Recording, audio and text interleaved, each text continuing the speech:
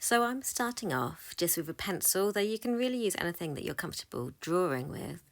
I'm going to start off by making an oval shape for the head. Just really roughly getting it in there, and I can rub out any lines I don't want later. And then the body really makes kind of a triangle, and there's a slight indentation for the legs. I'm just going to add some lines in there for the arms. You see there's another triangle at the top for the hand there. And actually the boots, again, they're made like two little triangles put together.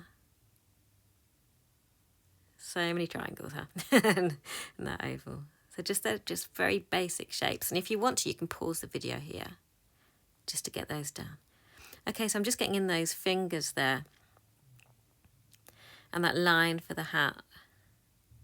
And then witch's hat coming up again, just with a slight curve.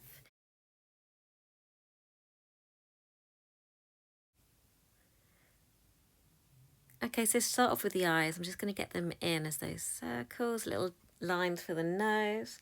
Then when I move on to pen, as I'm doing now, I can really be a bit more cautious, getting in that almond shape.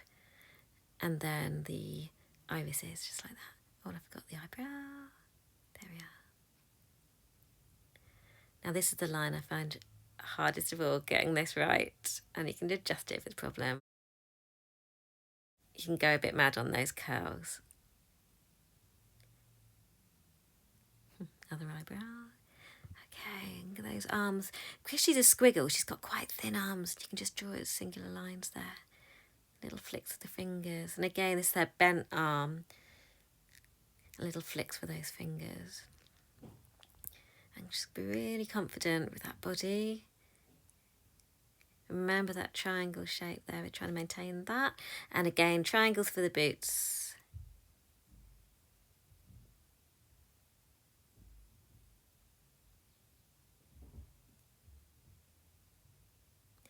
That's it. Okay, so just getting in that little witch's hat now, and her squiggles. That was an accident. Okay, just squiggling those in, remembering she's a scribble witch, so don't worry too much about getting them all precise. It's nice and scribbly.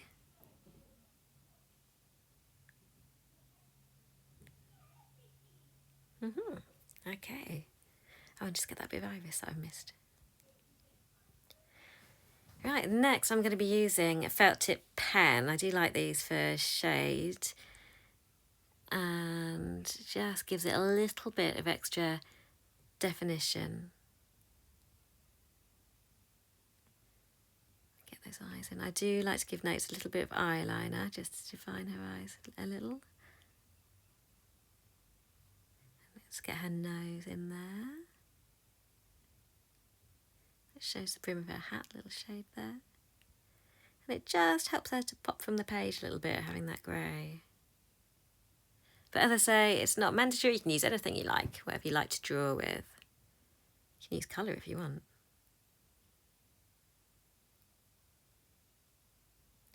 Let's get that in. And because she's a scribble witch, I can scribble a bit here. I'm not going to worry too much. And again on the body.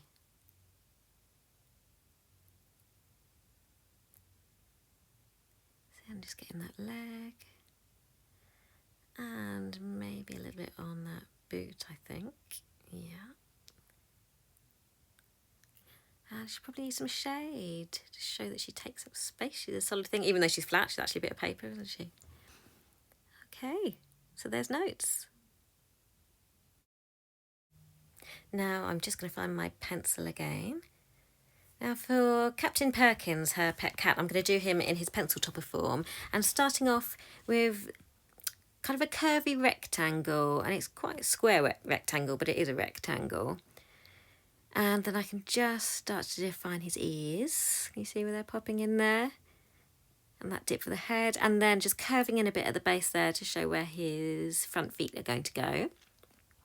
And then get those eyes, and he's got quite large eyes, Captain Perkins, and the nose kind of goes halfway between the top and the bottom of those eyes.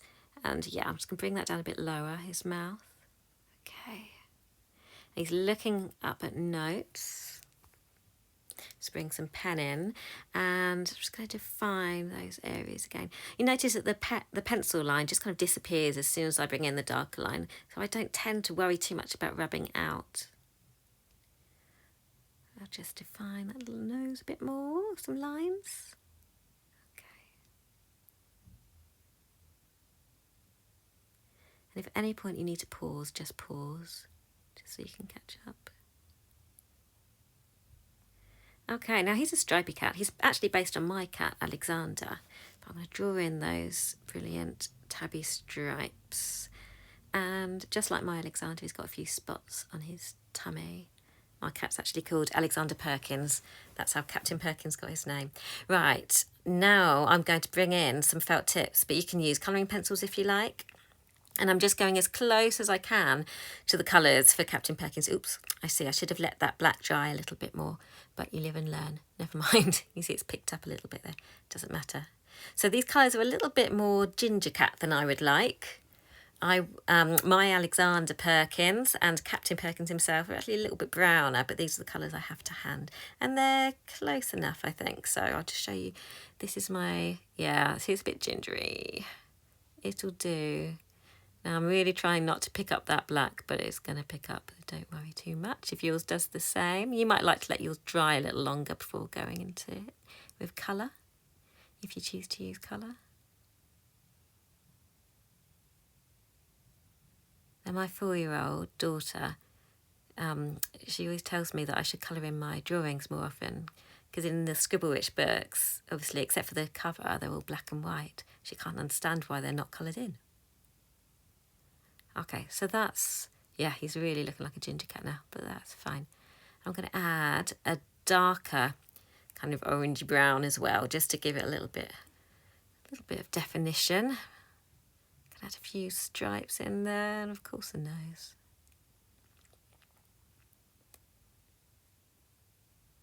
Because tabby cats have to have a kind of variety of stripes going on, don't they?